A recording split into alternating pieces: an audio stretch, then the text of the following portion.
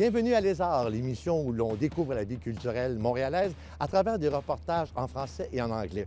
Cette semaine, on parle du retour du cabaret littéraire biodégradable, de spectacles pour les enfants et la famille avec la programmation de la Place des Arts Juniors, pour les soirées aussi Broadway Café pour les amateurs de karaoké, et on découvre une murale en hommage à un homme politique très connu et surtout reconnu pour sa lutte contre le racisme.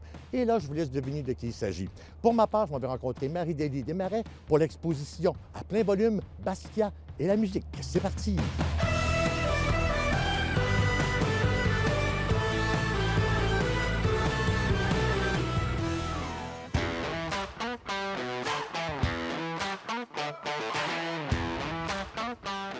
Madame Desmarais, merci beaucoup d'avoir accepté notre invitation. Le Musée des Beaux-Arts, il y a quelque chose tellement d'inspirant quand on vient ici. Et là, encore plus avec l'exposition de Jean-Michel Basquiat. J'aimerais que vous me racontiez un peu son histoire à Jean-Michel Basquiat. Qui il est, ce personnage-là? D'abord, merci beaucoup pour l'invitation aujourd'hui. Alors, Jean-Michel Basquiat est sans doute une des artistes les plus captivantes et innovantes de sa génération.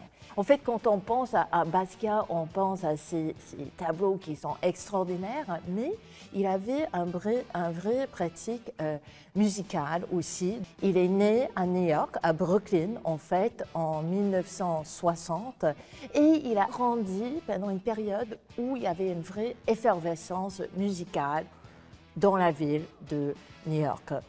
Quand il était adolescente, il a déménagé de Brooklyn à Manhattan, à ce qu'on appelle Lower East Side, où il commençait à s'intégrer vraiment dans la scène musicale de la ville. Donc, il était très ami avec plusieurs musiciens de son temps, mais il était beaucoup plus qu'un observateur. En fait, il participait beaucoup à cette scène musicale. Donc, il a dessiné des flyers, il a même créé son propre groupe musical. Il a même fait un sample qui s'appelle Beat Pop. On a un exemplaire dans l'exposition. Oui, et il a dessiné la pochette de disque. Donc, c'est quelqu'un qui était très influencé par la musique.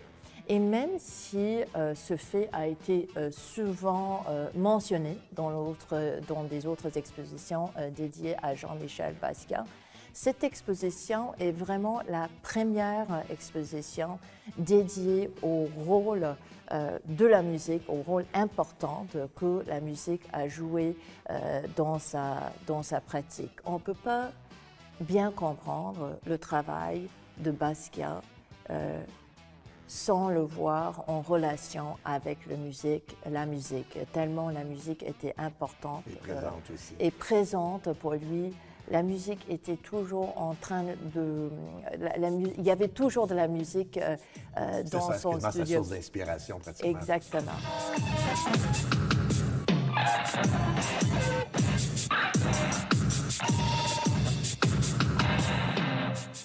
Et si Basquiat vivait encore aujourd'hui, avec la technologie maintenant, on a des applications pour encore plus savourer et aller encore plus loin dans l'exposition. Oui. Parlez-moi un peu des applications. Qu'est-ce qu'on va avoir de plus avec des applications? Alors, une des choses qui était pour moi une grande joie et inspiration en travaillant avec les œuvres de cet artiste était de découvrir les plusieurs différents niveaux de signification dans son travail. Le problème avec ça, c'est que c'est très difficile à tout partager, à tout raconter. Mais on voulait vraiment que nos visiteurs comprennent toute la profondeur et la complexité de son travail. C'est pour cette raison qu'on a décidé de développer avec nos partenaires DPT cette application en réalité augmentée qui permet aux visiteurs de voir certaines œuvres dans leur lieu, dans leur contexte original. Il y a aussi des concerts qui sont jumelés avec l'exposition. Tu m'en parles un peu, c'est à la salle Bourgie. Hein? Oui, tout à fait. Donc, nos partenaires à la salle Bourgie ont développé tout un programme de concerts, de jazz, de blues, des concerts faits par des griots. Et on voulait évidemment que la musique fait partie authentique de cette exposition. Vous avez mentionné l'application en réalité augmentée. Ça nous permet aussi d'entendre certaines musiques que Basquiat aimait beaucoup, de voir certains liens qu'il faisait dans ses tableaux des liens qu'il faisait entre ces différents tableaux et les liens toute la recherche qu'il a fait. Parce qu'il avait une curiosité intellectuelle qui était vraiment sans pareil, si je pourrais dire. C'est seulement dommage qu'il est parti peut-être trop jeune, malheureusement. Oui, Madame Desmarais, c'est tout le temps. Merci beaucoup d'avoir accepté encore l'offre parce que c'est vraiment intéressant. Puis je pense qu'on va inviter les gens à aller voir le site du Musée des Beaux-Arts pour avoir encore plus d'informations puis de venir en très grand nombre parce que c'est vraiment impressionnant de voir les œuvres comme ça, de vraiment les voir en face comme ça. C'est très impressionnant. Avec l'application, ça va être formidable. Merci beaucoup. Bon, ben merci à vous. Merci.